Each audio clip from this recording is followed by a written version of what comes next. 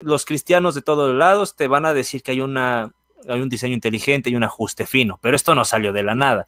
En algún momento estos términos se acuñaron. Y en Estados Unidos, precisamente, empezó una controversia en Dover, Pensilvania, donde había científicos había académicos más bien, que habían presentado una queja porque se estaba queriendo enseñar la religión en las escuelas, pero se ponen estos nombres para que no suene como religión, sino que suene como algo científico, como algo, vaya, inteligente. O sea, como tiene la palabra inteligente, tiene que estar relacionado con la ciencia y diseño. Bueno, ya suena como que sabemos de lo que estamos hablando, o a veces decimos ajuste fino. ¿Quieren decir algo al respecto, alguien de ustedes tres, sobre estas cosas? Si quieren, parto yo. Sí, dale, sí. Pues eso directamente se llama sonerismo. Es usar palabras técnicas para respaldar algo de lo cual no están manejando realmente. Diseño inteligente. Primero, la inteligencia no existe como tal. Eso es lo primero que se debería debatir automáticamente en un diseño inteligente. ¿Qué es lo que es inteligencia? Existe siquiera alguien que pueda medir la inteligencia, van a salir con el test de IQ. El test de IQ mide o se acerca a algo que entendemos como inteligencia, pero no tenemos evidencia científica a día de hoy de lo que es la inteligencia. Es un concepto muy subjetivo realmente. Eso es lo primero. Y lo otro es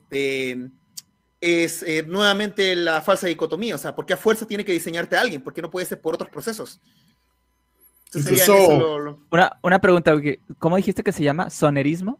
Sí, bueno, es la traducción como literal al español, porque no tiene una traducción al español. Realmente es como sonerims, algo así. Sonerims.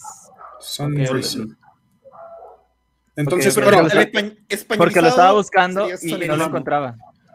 Respecto a ese punto de la dicotomía que dices, los mismos testigos de Jehová tienen un libro bien hilarante, bien chistoso sobre evolución, en el cual incluso sacan de contexto a Carl Sagan y citan la famosa frase del relojero, donde Carl Sagan dice que uno, al ver un reloj, infiere que alguien hizo ese reloj y que hay un creador del reloj detrás.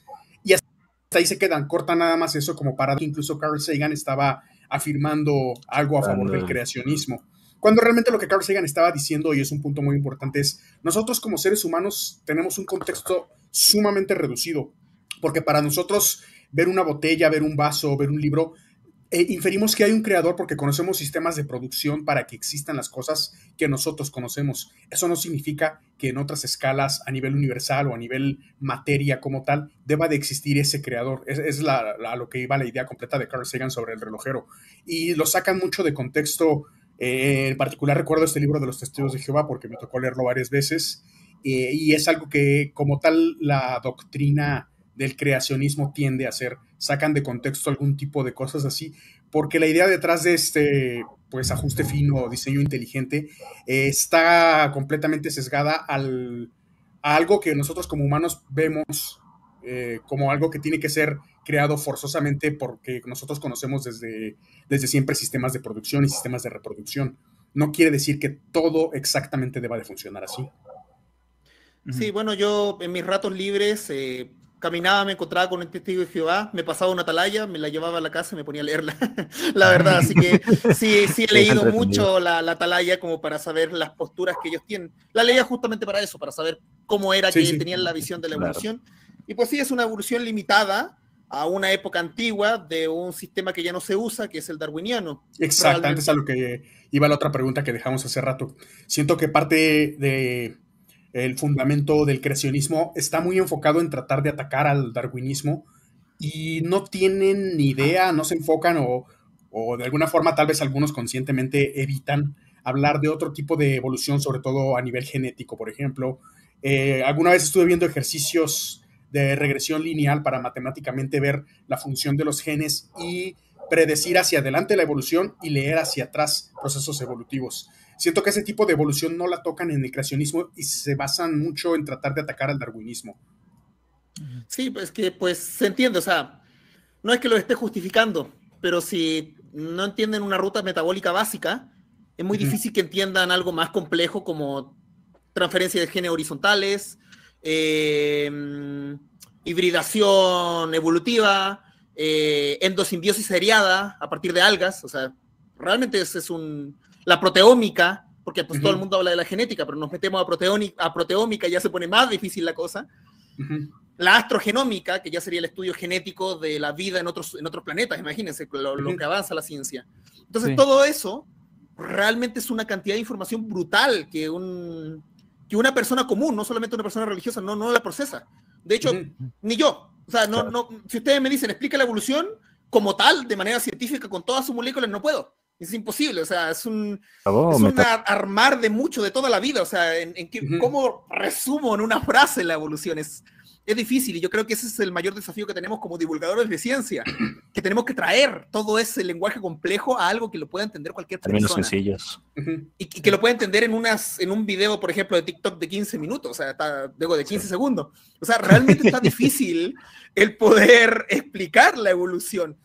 Entonces, ¿cómo discutes con alguien que no... Por eso con César yo siempre puse entre comillas el debate, pero no puedo debatir con alguien que ni siquiera va a entender una de las palabras que voy a decir. Entonces ese es el punto realmente de brecha que se genera de conocimiento entre una persona que sabe de evolución y una persona que cree saber de evolución. Y pues eso para todos, como lo dije recién, pues incluso personas ateas o no necesariamente ateas, pero personas que sí creen en la evolución, se denominan antievolucionistas, todavía siguen pegados con la selección natural, mencionan mucho a Darwin. Después por ahí veo otros argumentos más locos todavía, como Darwin era malo porque comía tortugas de Galápagos. Digo, güey, en ese tiempo ni siquiera había un censo de saber qué animal estaba en peligro de extinción y qué no. Claro. Y pues pinche tortuga se veía rica, se la comió, pues no vamos a comparar a Darwin por eso realmente. No, y es querer invalidar el argumento de alguien solamente por ser así. No, que Darwin era racista. ¿Y eso qué? O sea, eso no quita que haya acertado, ¿no? en su teoría, ¿no? De hecho, Darwin fue un culero con Wallace. Se le adelantó y le publicó el libro del origen de la especie, y Wallace lo había pillado un poco antes. Entonces, pero más allá de eso no quiere decir que lo que él publicó esté mal. Que lo haya hecho Wallace antes es otra cosa.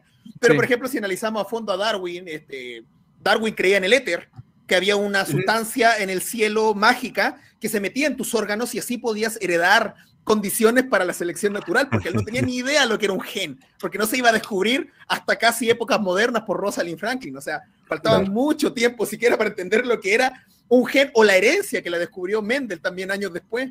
Entonces ese es el punto. Pero pues usar eso para invalidar a Darwin o para decir que así funciona la evolución, pues ambas cosas están erradas al final del día. Sí, totalmente.